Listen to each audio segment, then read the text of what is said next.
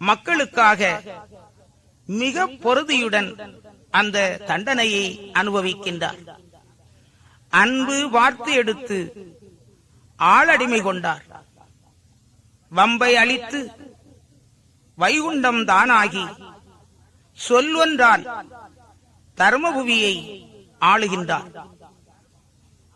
இப்படியாக அவர் வந்து நடத்திய வழங்களெல்லாம் இனி நடத்த இருக்கின்ற காரண காரியங்கள் எல்லாம் இந்த ஆகமத்திலே எடுத்துச் சொல்லப்படுகின்றது. ஏகம் ஒரு வரமான நிலையிலே இருந்து வைகுண்டர் ஒரு சொல்லுக்குள்ளாக தர்மயுகத்தை ஆளுகின்ற காலம் வரையிலும் உள்ள வரலாற்றினை முன்னால் மொழிந்த முறை ஆகமம் போலவே இங்கே எடுத்துரைக்கப்பட்டிருக்கிறது.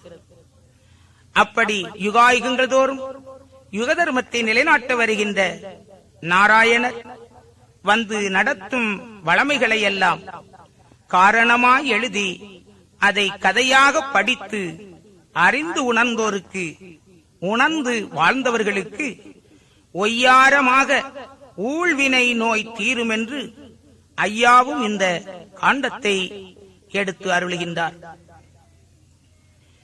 பேயை எரித்தும் புதுமை மிகச் செய்ததுவும் ஆயர் குலத்தை ஆளாக்கிக் கொண்டதுவும் சான்றோர் குலத்தை தற்காத்து கொண்டதுவும் நீண்ட புகழ் தர்மம் நிறுத்தி அரசாண்டதுவும் பத்தும் பெரிய பாலருக்காக வேண்டி சத்தளியும் பாவி தடீரும்பிலும் இருந்து படுத்தின பாடல்லாம் பாலருக்காக பொறுத்து உடுத்த துணி களைந்து